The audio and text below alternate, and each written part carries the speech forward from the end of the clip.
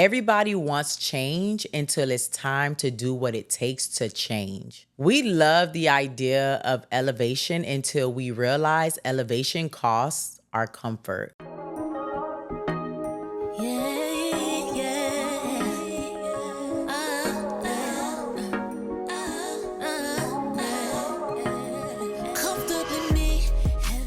Welcome back to another video. It's your girl, Vanessa Elaine. Everybody wants change until it's time to do what it takes to change. We love the idea of elevation until we realize elevation costs our comfort. Being comfortable is easy. Being uncomfortable is where growth truly happens. Today's video is for the person that knows what they need to do but keeps waiting for it to feel easier. Spoiler, it won't. You have to do it hard. And learning to do the hard things is necessary for growth. Never wait for it when it's too easy to do, because when it's easy, usually is not for you. I'm just gonna be real. Because anything that's purpose-led, it kind of tussles with you. It brings you to the end of yourself, and that's where God shows up. Growth and comfort cannot coexist. In Hebrews chapter 12, verse 11, it says, "No discipline seems pleasant at the time, but painful later on. However, it produces a harvest of righteousness." We say we want better, a better body, a better mindset, a closer walk with God, better friends, but we don't want the process that produces what's better for us, because there's always a process of pruning, a process of growth. You can't be afraid of the pruning season, because that's where growth truly happens, God's way. There's no such thing as easy when it comes to obedience. Even Jesus had to carry his cross. So you as a believer, knowing that you have to carry this cross, and this cross is not light, but it's so worth it. Discipline isn't punishment. It's preparation. God will make you uncomfortable. When I tell you, he will make you so uncomfortable, you'll think you're going the wrong way. But he'll bring forth so much confirmation to affirm you. Not because he's mad at you, but because he's maturing you. I had to go through this process, and everybody goes through this process. I would not be able to be in front of this camera if I chose to stay in a place where I wanted it to be easy. It feels heavy. That's because it's holy. The weight is shaping your strength. And what does Philippians 4:13 says? We can do all things through Christ who strengthens us. Believe it. Live it. You are not weak. You are strong because you have God on your side. You may have to go through an isolation phase, but not really isolated from everyone. God will show you. In Exodus chapter 3, verse 1, it says, "Now Moses was tending the flock, and there the angel of the Lord appeared to him." Sometimes God isolates us because he's trying to give us instruction. You can't be around a lot of people because you won't be able to hear God. Their voice will be louder than God's voice in your life. And that's just inviting distractions. That's why I don't want to say isolation, because sometimes the enemy likes us to be in isolation, but set apart. Let's say that. You have to be set apart in certain seasons of your life, especially when you're seeking instruction from the Lord. You're not being left out. You're being set apart. Remember that. There's a season when the fun stops. You had enough fun. The group chats dry up, and even your motivation disappears. That's not depression. That is development. That's God calling you. Sometimes he has to shake us up, bring us to our end. I always say that when you come to your end, that's when you meet God. You have to stop fighting your alone season. It's the place where God reveals who you are without the noise. God is going to send you comfort, the right comfort that you need, nothing that's going to distract you from purpose. You got to stop confusing stillness with stagnation. God is still working even when he looks quiet. And when he looks quiet, do not get frustrated. He hears your cries. He sees you. He has a plan for you. Like Jeremiah 29:11 says, plans to prosper you and not to harm you. The cost of comfort. Trust me, I know this so well. And I don't want to say I regret it, but a part of me does. Proverbs chapter 14, verse 23, it says, all hard work brings a profit, but mere talk leads only to poverty. Sometimes we have a lot of talking. We're not really moving by faith. We just have a lot of talk, a lot of gift of gab. Don't let that be you. You can't keep praying for change while protecting your comfort zone. Get out of comfort. There's no version of transformation that doesn't require uncomfortability and consistency and sacrifice and discipline, most importantly, and you being set apart.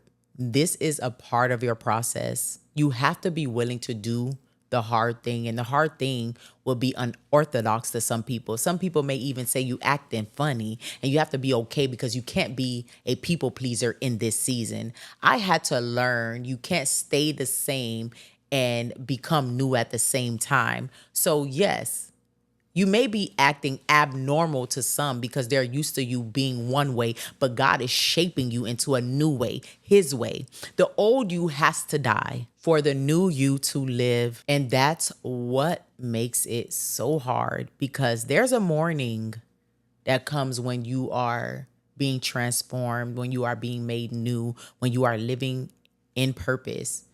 You have to mourn the old you because not everyone can come with you. So you're going to have to mourn relationships as well, and even environments. But if you don't sacrifice for your future will become the sacrifice. Everybody has a story to tell. And wouldn't you want to tell a story of triumph, of how God made a way? And you have to go through a season where it was unclear, but you trusted him. Because all you can lean on is not your own understanding, but him.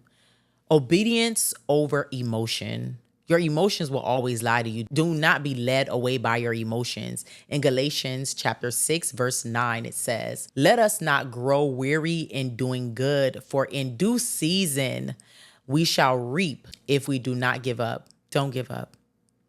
Even when it gets hard. For the ones that are in school, finish what you start. Do not give up. The ones that start in a business, finish what you start. Stop waiting to feel motivated. It's not going to work. It's unproductive to always want to feel motivated. You'll never feel ready. Do it tired, do it scared, do it uncertain. Just do it hard. And let me tell you this, consistency doesn't come from feelings. It comes from faith. God honors obedience, not excuses. Obedience is not supposed to feel comfortable. It's supposed to build character. When you start moving with discipline, God starts moving with direction.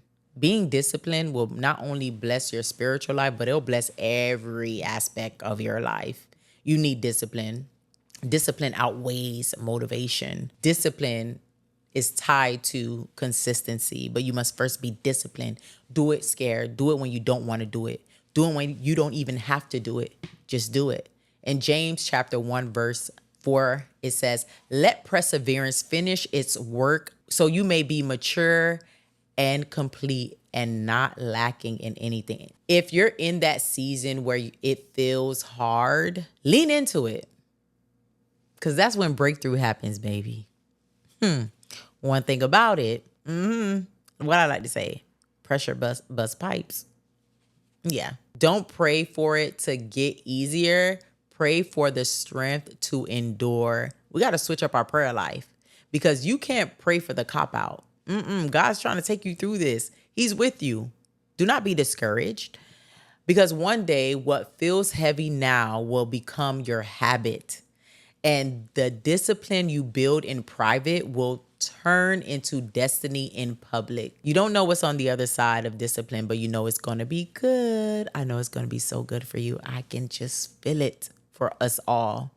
So whatever it is you're facing, your healing, your business, your obedience, your consistency, stop waiting for it to feel easy.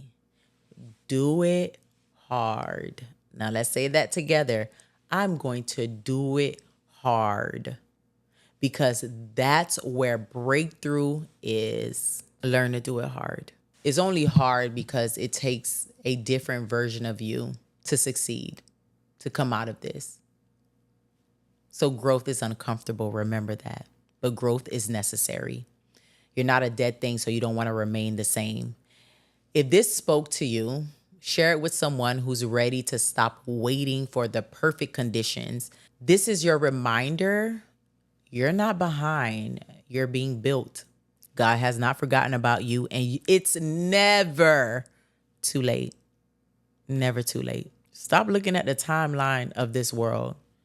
God's timeline, you don't wear a watch. Listen, what does the word says?